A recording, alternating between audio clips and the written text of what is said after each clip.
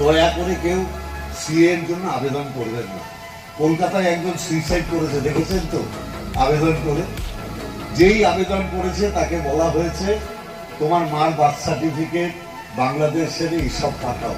লোকটা পাবে কোথায় বলুন তো? আমি পার্থ ভৌমিক, আমার ব্যক্তিগত জীবনের কথা বলি। আমার মার বয়স 84, এখনো আমি আমার মার সাথে থাকি। আমার খুব ছোট পরিবার। আমার মার 84 বছর বয়স। আমার মার জন্ম হয়েছিল বাড়িতে দাইমার কাছে, আর কোনো বার্থ সার্টিফিকেট নেই। এখন আমার মাকে যদি আবেদন করতে হয় আমি নাগরিক হতে চাই, আর ওরা যদি বলে বার্থ সার্টিফিকেট দেখাও, আমার মা দেখাতে পারলো না, আমার মা ডিটেনশন ক্যাম্পে থাকবে, আর আমি তার ছেলে হয়ে বাড়িতে থাকবো, এটা এই বয়সে মেনে নেওয়া যায়? তাহলে এটা যদি আমরা নিজেদের ক্ষেত্রে মানতে না পারি, অন্যের ক্ষেত্রে কি করে মানবো? সমস্ত মানুষকে বলুন, এরা চাইছে